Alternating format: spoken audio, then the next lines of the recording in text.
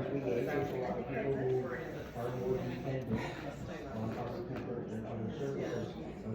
Okay, I felt the shift. I felt the shift in the mood. We're talking about challenges, and who wants to share about a challenge that they have in their work center? I will. Yeah. It's not that it's a bad challenge, but when you work in municipal government, there's, as Brittany hit it exactly, there's so many leaders. Like, we all work for the public. How many people is that, right? That's 11,000 residents. And they pay our salaries, and that's our ultimate goal of who we work for. And then there's a board of a select board, and then there's this town manager and directors and department heads, and there's a lot of different people at a lot of different layers of that. Mm-hmm. And that's a challenge because everyone has a different approach to everything. And it's not that it's a bad approach, it's a career I love, right, and I'm very passionate about. But when ultimately you work for 11,000 people, and this person took out my mailbox, and this person, took out my trash toters, and, they suck as plow drivers. Those are things that are challenging, because ultimately that's who you need to satisfy. You're leading who you're serving. Yes. Right. And then you as in your position are trying to come up with a solution for the issues that keep the citizens are calling up and saying, hey, this is happening, and then you come together with your coworkers and say, what are we going to do about this? Is that the challenge there? No, the challenge is that there's so many different levels of things, and even for me, I work for the select board ultimately, right? The select board is my boss. And the select board, I may have my own opinion, but the board of 5, when they come together, can change exactly what I've made as a decision if they disagree with that. So there's many levels. Okay, the levels, yeah. That's challenging. But I still love local government, and I don't regret being in this career for a very long time. Yeah. You're passionate about serving. It sounds like that's what your passion is, about serving and getting the people what they're asking for, right? You live in a great community, and it's a big world out there, and there's a lot going on. It's so important to have a strong, good community that you feel safe with. This is our community. What's happening here? Anybody else want to share a challenge that they have in a work center? Yes. I approached it just generally, like what could be workforce challenges, and some of what we talked about was if there's a culture problem happening on the team, like if there's a culture of a lack of communication, or a culture of like it's not okay to make mistakes, that can be really difficult to get the information you need as a leader to come up with solutions that will ultimately bring about whatever changes you need.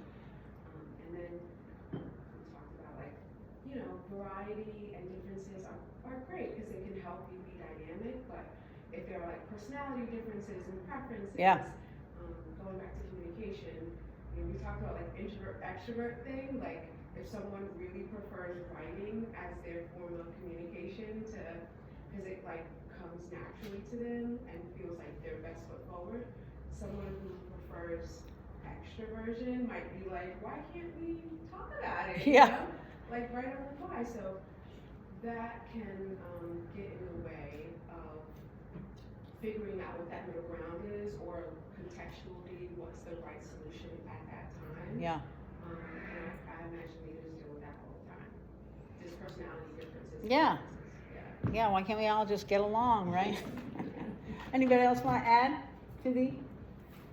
So there's a lot of challenges in the work center because, again, we all come from different places, and different backgrounds, different motivations for, I'm very motivated for this job, I'm passionate about this job, or I'm just here to get a paycheck. We have different, perspectives of why we're there. And then as a leader, an inclusive leader, think about your best leader ever. How would they solve the problem that you just came up with?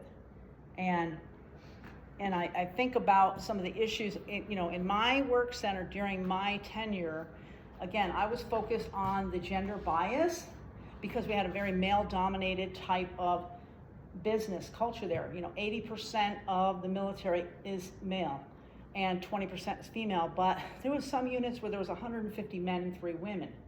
There was some battalion meetings, battalion staff meetings, where you had one female lieutenant colonel.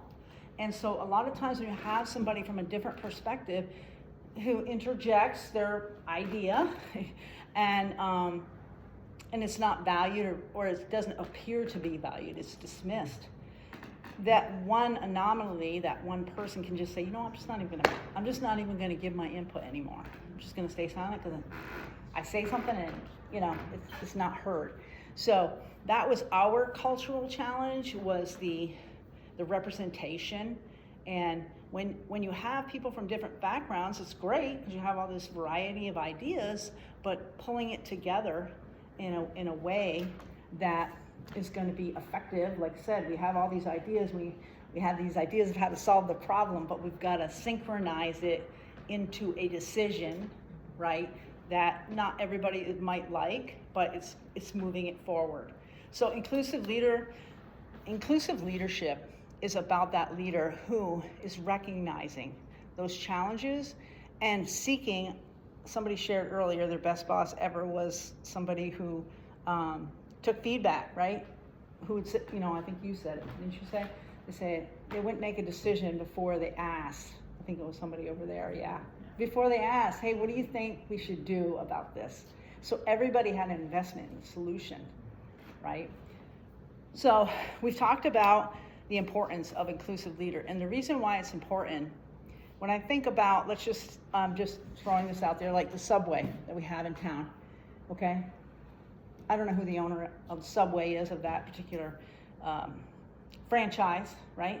But there's somebody who does the interview and says you're hired, start Friday night, 5 o'clock. Then there's a shift leader who's going to train that person on how they make the sandwiches and the way the system works. It's so important that if we're going to go through all that the person who shows up is welcomed, greeted, and that transitional period, they feel respected, they feel valued, they feel heard, and they might have a different learning style. Like I said, there might some introvert or an extrovert, or show me. So this leads me to the story about my son, who he's given me permission to share this, but he was diagnosed as being on the autism spectrum when he was in middle school. And he always had a hard time making friends in school. We had the IEP and all the support system to help him in school. But when he got 15, he wanted to work. And he got his first job, I think at 16, at Kinney Drugs. And I remember the ladies that worked there. And I still give them accolades today, how they mentored him. Now, he did get like Employee of the Month or something pinned there. But he eventually quit or something and moved on. But from that time until where he works now at the post office, he had gone through so many jobs, and got fired or quit. And as a mom, and knowing his condition, being on the spectrum, when you look at him, he doesn't look autistic, but he definitely has communication barriers in the way that he receives information. And when he said, I want to work for the post office, he studied, he passed the exam, he worked at the warehouse, and then he got fired from that, and then he had 10 more jobs, and then he finally got a job back at the post office delivering mail. He was about ready to get fired. He was suspended. And I suggested, and he's always had support through the Howard Center, but I suggested that he request accommodation for his disability. And being the EO officer, I kind of knew the process, but once that leadership team, you know, they accepted his request for accommodation, it was really just a training. He needed to be shown how to do it. Once they show him, he's never going to forget it. And he's been there 4 years. He works 6 days a week. And I knew he was a golden ticket because he wanted to work and he's honest. But he was having trouble just that transitional phase. So going back to the Subway employee, every person is different with a different background, a different motivation to be there. It's so important that we build inclusive leadership into our business. We model it ourselves, and then the person that's working for us, they're doing that and they're modeling it for the new person that comes in. And inclusive leadership, again, the traits that we were talking about is caring, is transparency, is being willing to do what you're asking your employees to do, right? Is inquiring with them, what do you all think is a good idea, finding that feedback system. And I have some handouts that I'd love for you to take if you want, and on your handout, there's like 25, I think, it says 25 leader development options. So it's not a one and done. It's not like you take a diversity class and then you go, hey, I'm an inclusive leader, and you pin that on your wall and you have no problems. It is something that you incorporate into whatever business that you have, that you model it, but you also, you're helping the next person be an inclusive leader. And there is data to show that we can teach these traits. We can teach people how to be an inclusive leader. And not just by taking a class, but by modeling it and mentoring it and coaching it. And again, when I think back to my success and my best leader ever, I think about that boss that, you know, recognized that I was pretty anxious about my husband being deployed. Tough one. It was even tougher when he deployed when they were teenagers to Afghanistan. That was another tough gig. But having leaders show you how to do that. So our last exercise, all right, is talking about what would your best leader ever do to solve the problem? I think we kind of shared a little bit about that, but does anybody have any feedback on how to solve that problem of communication? How do we solve the problem of that effective communication? I'm seeing somebody point to their ears. I don't know where I was a couple of days ago, and this woman never shut up.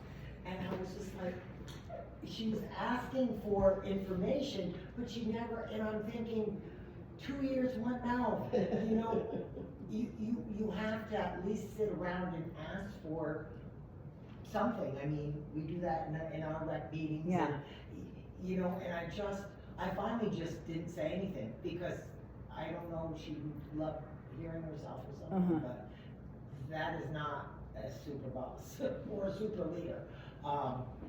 You know, Yeah. I So- was kind of thrown back. Not that I hadn't seen that in the Yeah. past, but she just went way above and beyond. And there are people who just talk, and you can't stop them, and sometimes you just have to walk away. But thinking about our best leader ever, how would a great leader approach that person who's just talks and doesn't know how to listen?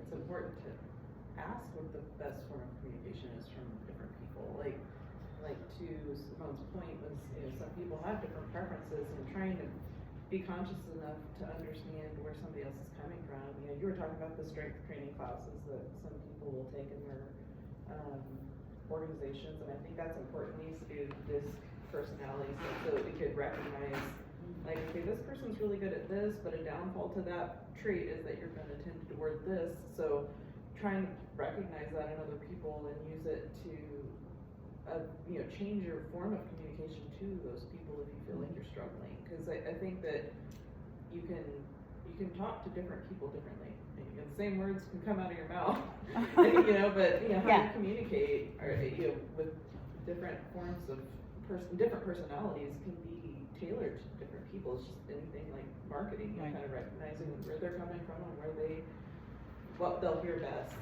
What would be a solution if you had a boss that was talk, but never listen?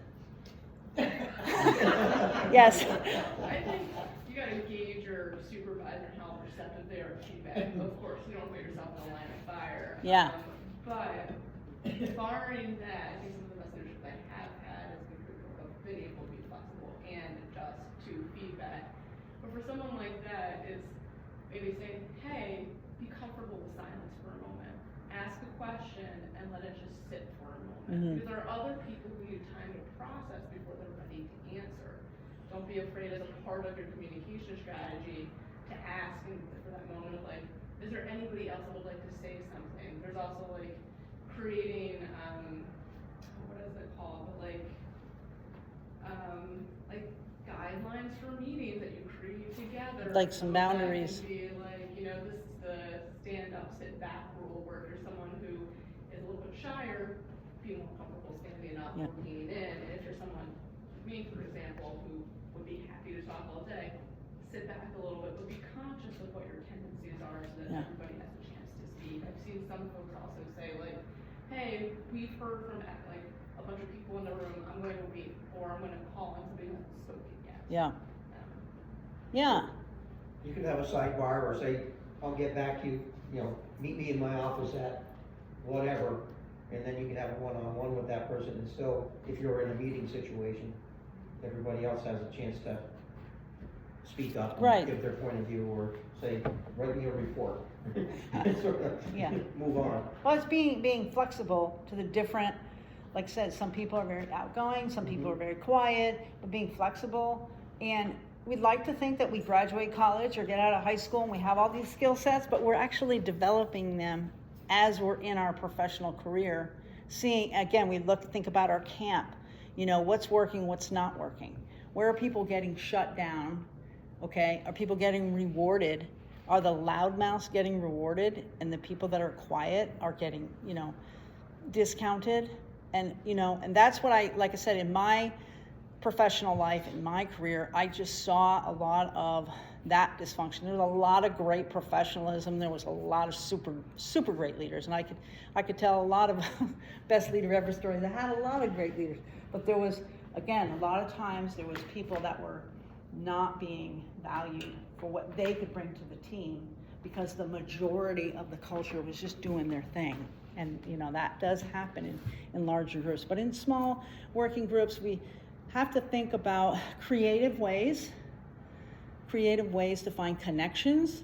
My daughter was sharing how their bosses there, they take them all out to dinner. And, you know, because they can't really stop taking care of the children and have a staff meeting. So they do it off-site so that then they have opportunity to talk and get to know each other and find ways to connect with each other. Because if you know who you're working with and you know what they're about, you know, you're more willing. Again, you know, maybe like I said, you know somebody's going through a divorce, or you know somebody's parent died, or they're taking care of an elderly person. When you know something personal about them, you're more willing to accommodate that, you know, give them space or ask them to speak up. Is there something you want to share, you know, and let's pause a moment and give Sherry some time to think about what she wants to say, because I want to hear from her.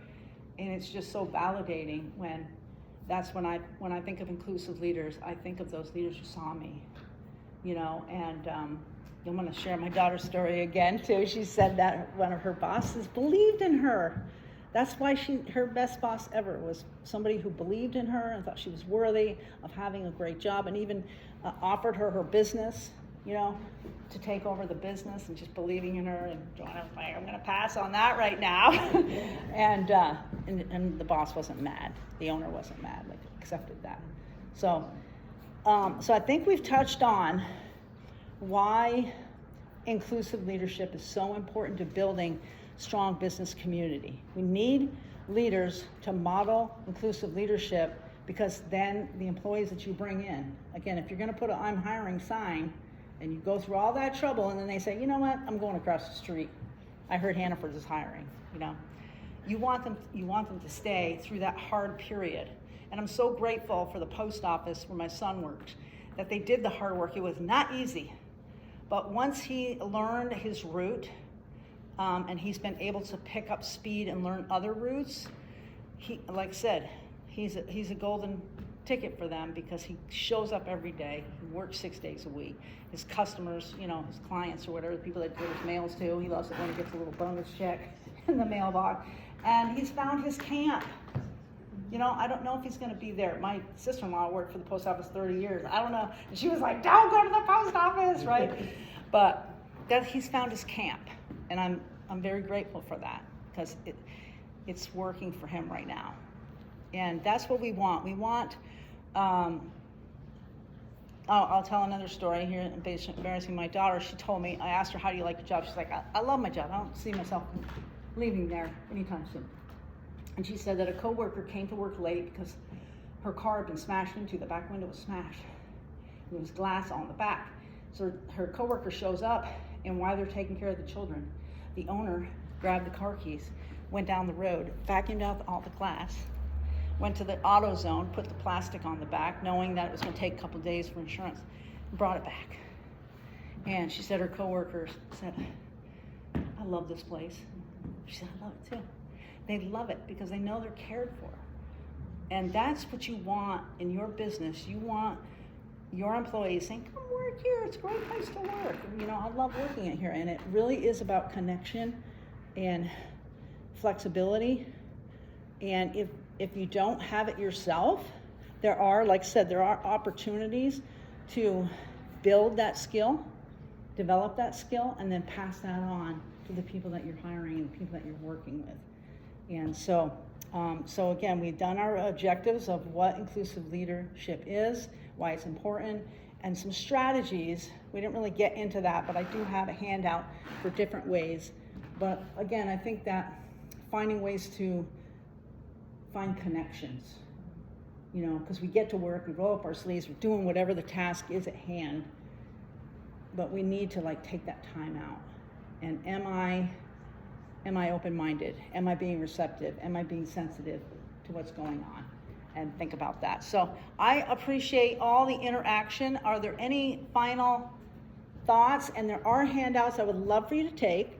And also, I have a raffle, whatever you call it, a drawing, either a business card, you can write your name on a sticky note.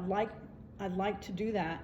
And I have my memoir that I'm raffling off, but also a $20 gift certificate to Hannaford's, because that's a great store. So if you haven't put your name in, let me just bring it over. And is there any final thoughts or questions? I have one. Yes.